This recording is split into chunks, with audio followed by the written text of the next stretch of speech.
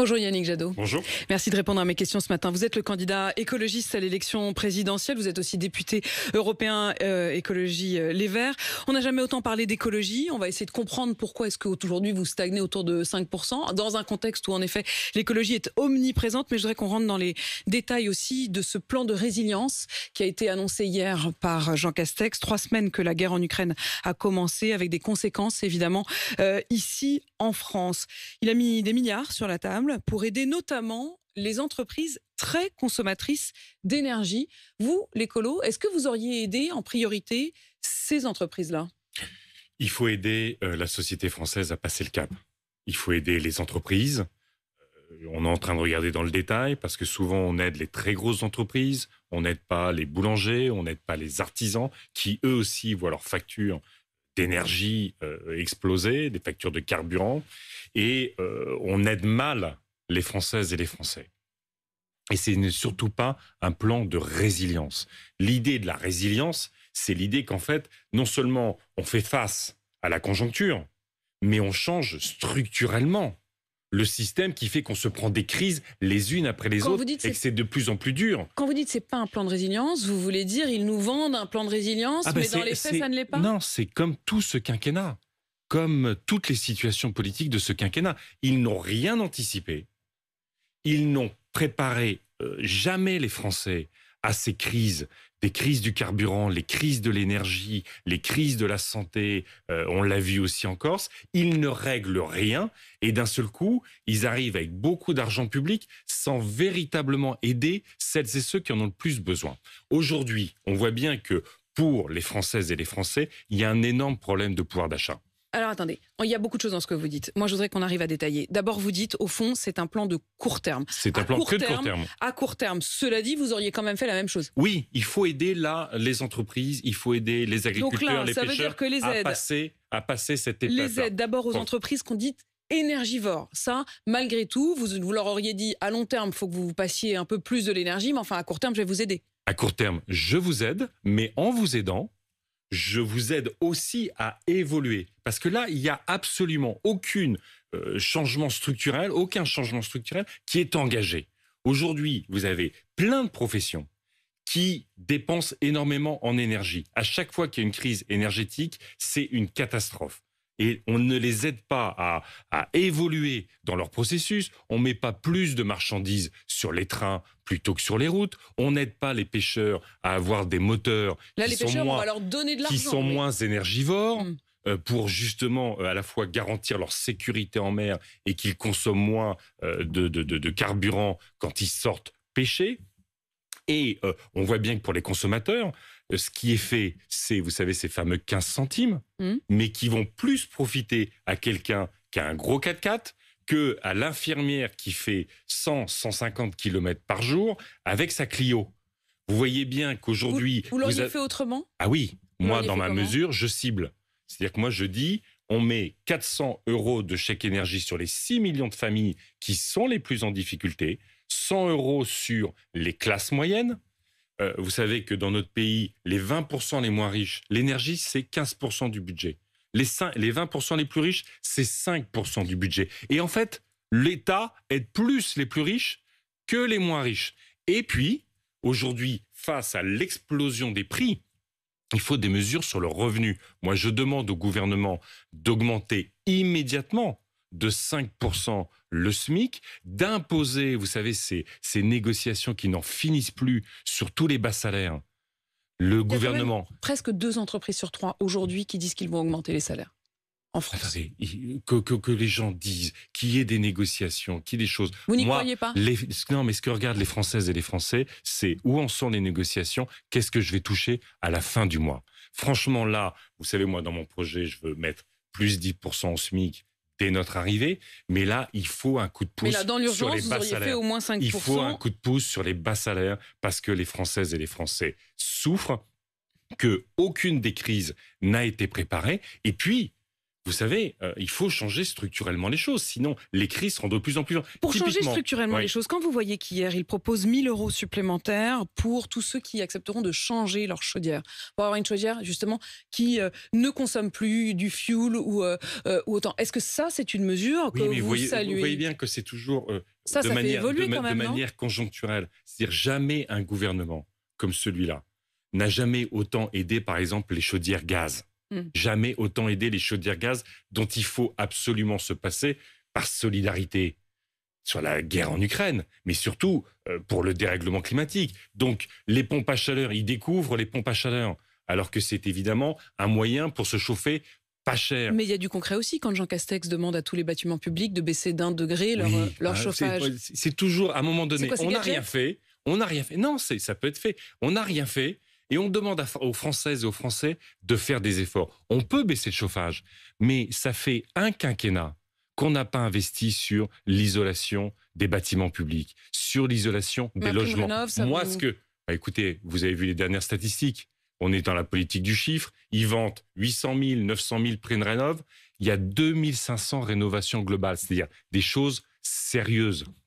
Moi, ce que je demande au gouvernement, et c'est le plan que nous portons, nous écologistes, c'est de mettre tous les acteurs du bâtiment autour de la table, depuis les plus grands groupes jusqu'aux artisans, et de prioriser tous les travaux dans le bâtiment de rénovation sur les bâtiments qui sont les plus énergivores, bâtiments publics évidemment chauffés au gaz, sur les logements des Françaises et des Français où les Françaises et les Français souffrent le plus. On a 12 millions de Français qui sont en précarité énergétique, qui n'arrivent pas à bien se chauffer cet hiver. Eh bien, mettons le paquet, c'est bon pour le pouvoir d'achat, c'est bon pour l'emploi dans notre pays, et on pourra se débarrasser plus vite du gaz russe et lutter contre le dérèglement climatique. Yannick Jadot, Total, qui va rajouter 10 centimes dans toutes les stations Total, à la ristourne de 15 centimes proposée par le gouvernement.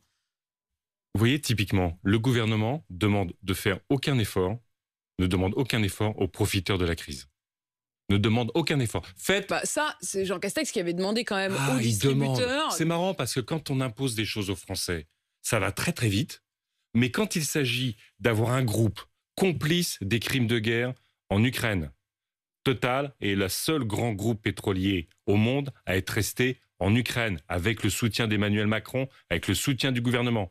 Nous avons un groupe national qui participe aux atrocités. Pour vous, Total est complice de crimes de guerre. Bien sûr, avec le gouvernement qui participe au financement de la guerre en Ukraine. C'est une honte pour notre pays, mais ça dit bien, au fond, toutes les ambiguïtés d'Emmanuel Macron par rapport à la situation. Mais aujourd'hui, Total a fait 15 milliards d'euros de bénéfices. C'est historique. Ces bénéfices, ils les font sur qui? Ils les font sur les consommateurs.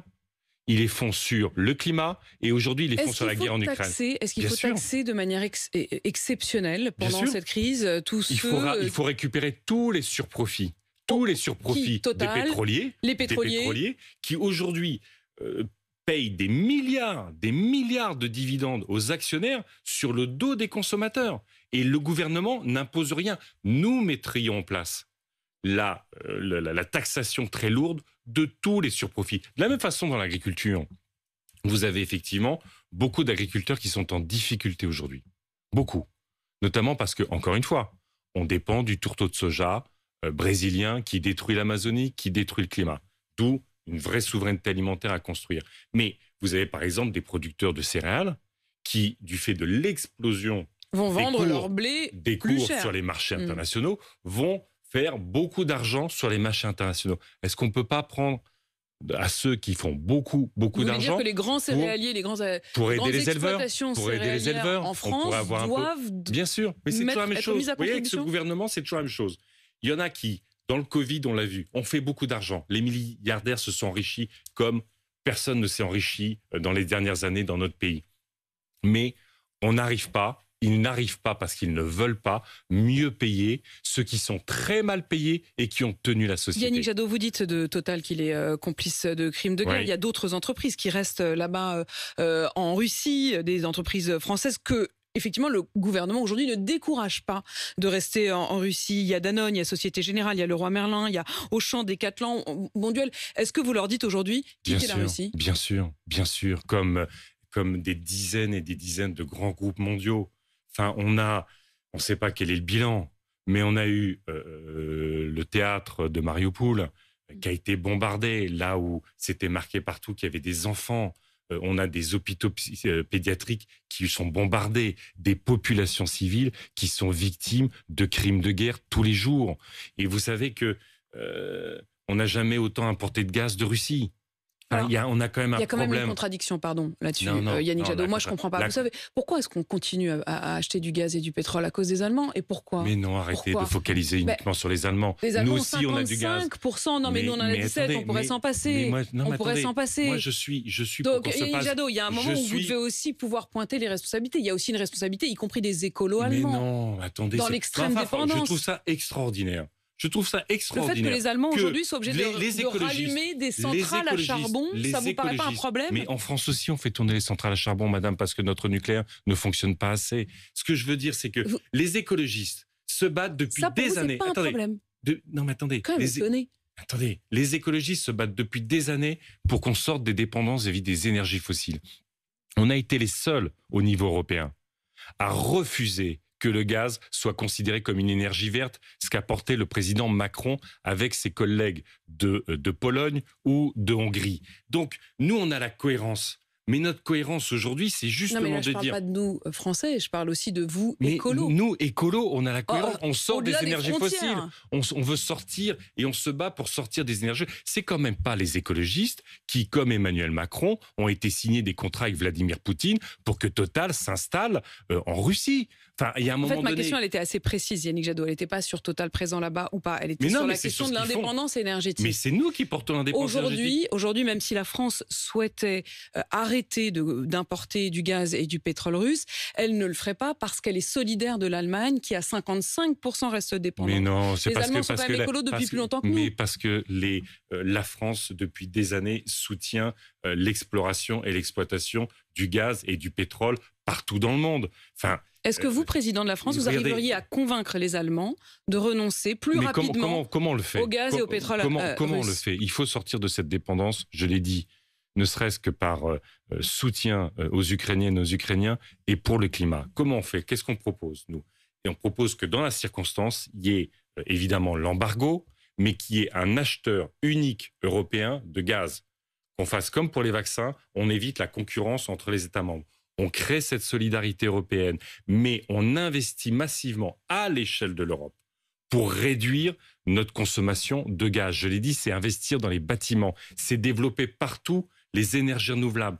Vous ne pouvez pas contester aux écologistes, qui sont les seuls à s'être battus depuis tant d'années pour qu'on ait des énergies renouvelables et dépendre de l'eau, dépendre de la chaleur du sol avec la géothermie. Je ne fais qu'un constat. Le constat que les Allemands, dont vous ne popouvez pas dire qu'ils ne sont pas écolos, dépendre du vent, sont ceux qui nous empêchent aujourd'hui de fermer le robinet. Arrêtez, bientôt vous allez m'expliquer que c'est la faute des écolos, qu'il y a une guerre en Russie. C'est pas les écologistes qui ont des complaisances avec Poutine. Les écologistes se battent toujours pour sortir des énergies fossiles. Toujours. Vous voulez parler d'indépendance énergétique du nucléaire? La moitié de notre uranium vient de l'ex-URSS. La moitié de notre uranium qu'on utilise vient de l'ex-URSS. Le gouvernement, en ce moment même, le gouvernement est en train d'autoriser l'entreprise d'État russe du nucléaire, qui s'appelle Rosatom, à investir dans l'entreprise française qui fait les turbines nucléaires, Géast. C'est-à-dire qu'en fait, il y a tout le discours comme ça, devant les Françaises et les Français sur l'indépendance énergétique. Nous construisons chaque jour avec ce gouvernement les complaisances futures politiques et énergétiques. Moi, je veux de l'indépendance énergétique. Ça veut dire qu'aujourd'hui, c'est moins consommer et c'est développer les énergies renouvelables. Vous pouvez le prendre dans n'importe quel sens. Ce sont les seules énergies qui ne sont pas dangereuses. Ce sont les seules énergies qui ne nous font pas dépendre de Poutine ou des pétromonarchies du Golfe. Yannick Jadot, la campagne ici, avec un certain nombre de propositions que vous faites les uns et les autres, même si c'est plus difficilement audible, sur l'école et les vacances scolaires. Vous avez fait cette proposition, c'est dans La Croix ce matin. Réduction des vacances d'été et changement du rythme scolaire à l'année. Ça marcherait comment ? Ce que j'explique dans cette interview, c'est il faut absolument réparer l'école. Augmenter les salaires des enseignants, augmenter les effectifs, 65 000 recrutements pour qu'on ait des classes où on évite les sureffectifs, 30, 35 élèves, c'est impossible à gérer pour beaucoup d'enseignants dans des bonnes conditions. Et une fois qu'on a réparé l'école, une fois qu'on a mis le paquet sur la prochaine rentrée scolaire, je veux que, comme ça s'est fait en Finlande, qui aujourd'hui est l'une des écoles considérées comme les meilleures au monde, la meilleure au monde, qu'on travaille avec les personnels enseignants, qu'on travaille avec les parents d'élèves et qu'on se dise qu'est-ce qu'on veut pour nos enfants, qu'est-ce qu'on veut pour l'école. Et une des possibilités, c'est effectivement, moi je veux qu'on ait plus de travaux manuels à l'école, plus de sport, plus de culture, évidemment plus de nature, et qu'on pense l'évolution de l'école ensemble. Une fois qu'on a mieux payé les enseignants et qu'on a réparé l'institution. Ça veut dire étaler davantage peut-être dans le temps, par exemple, plutôt que des journées à rallonge de 8h à 18h. Les enfants adorent les classes vertes de découverte de la nature. C'est essentiel. Eh bien, on pourrait parfaitement imaginer que la première semaine de juillet, ou j'en sais rien, mais qu'il y ait une classe verte, en quelque sorte. qu'il y ait une classe verte qui permette à la fois l'éducation à la nature et de se retrouver au milieu des arbres, de la forêt ou à la mer et tout ça. Donc moi, ce que je veux surtout, c'est que, à la fois, je l'ai dit, priorité, réparer l'école, mieux payer les enseignants et en recruter. Mais qu'on ait cette réflexion ensemble. Vous savez combien les enfants, dans la journée, parfois, sont épuisés. Eh bien, réfléchissons à ces rythmes scolaires, réfléchissons avec les enseignants et trouvons les bonnes solutions. Ayons cette réflexion ensemble, réfléchissons. Ouais. Est-ce que vous signeriez ce hashtag, ce mot d'ordre, pas de débat, pas de mandat, c'est-à-dire cette question, effectivement, qu'il y a finalement assez peu d'espace aujourd'hui de réflexion, de discussion. D'abord, pas de débat entre vous, ça c'est ce qu'Emmanuel Macron a imposé en quelque sorte, puisqu'il ne veut pas participer au débat avec les autres candidats. Pas de débat global. Est-ce que vous iriez jusqu'à dire que ça va peut-être hypothéquer un peu le début du mandat suivant ?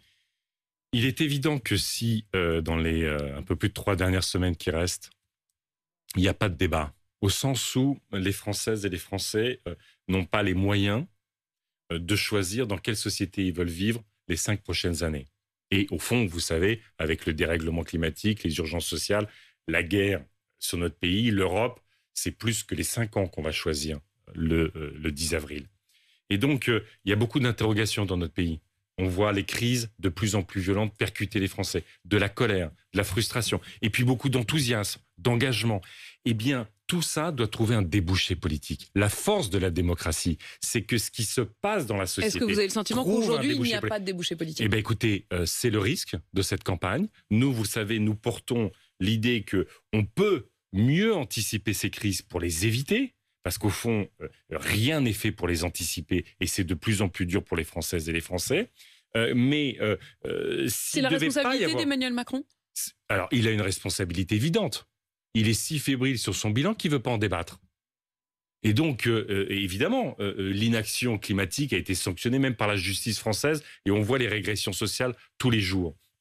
Donc, il nous faut un beau et grand débat démocratique pour tirer toutes les leçons de ces crises, pour savoir comment les uns et les autres veulent y répondre, et que ce soit un vrai choix positif de société pour les 5 prochaines années. Parce que si on n'arrive pas à purger par la politique les tensions de la société, eh bien effectivement, notre démocratie est en danger. Un mot de la Corse. Le ministre de l'Intérieur, qui était mon invité hier à ce même micro, partait juste après en Corse. Il ouvre la possibilité de discussion qui pourrait aller jusqu'à l'autonomie. Est-ce que vous, si vous êtes président, vous poursuivrez ces discussions en envisageant également l'autonomie ? C'est typiquement une situation où rien n'a été fait, rien n'a été anticipé. Il y a eu... En fait, j'ai l'impression que c'est la même chose pour tout. Mais oui, vous me répondez ça sur l'écologie, sur la Corse, sur l'école. Nous portons. Ben oui, parce que c'est la réalité de ce quinquennat. En fait, ils n'agissent que le dos au mur. Vous voyez que sur les Gilets jaunes, ils ont commencé à réagir quand il y a eu les violences. Sur la Corse, ils commencent à réagir quand il y a eu les violences. Alors que vous avez la collectivité de Corse avec Gilles Simeoni qui, depuis des mois, demande au gouvernement cette négociation pour qu'on sorte de la défiance, pour construire une relation forte entre la Corse et l'État français. Mais est-ce qu'il vaut mieux tard que jamais, ou est-ce qu'au contraire, parce qu'il y a des violences, il aurait mieux fallu ne rien faire ? Ah non, là, il faut surtout commencer à accélérer les choses. Tout a été... au fond, le président de la République a perdu plus d'1 an, 2 ans vis-à-vis de la Corse. voire un quinquennat. Maintenant, aujourd'hui, effectivement, les corps sont en responsabilité. Il y a la perspective que je défends depuis longtemps d'une autonomie de plein droit, de plein exercice, pour renforcer les compétences des régions sur un certain nombre de domaines. C'est comme ça qu'on va vers l'apaisement et non pas à chaque fois qu'il y a le feu, se dire « Ah ben on va commencer à bouger ». Ça marche Jadot, pas. merci d'avoir répondu à mes questions ce matin, candidat écologiste à l'élection présidentielle, 8h52 sur RMC et BFM TV.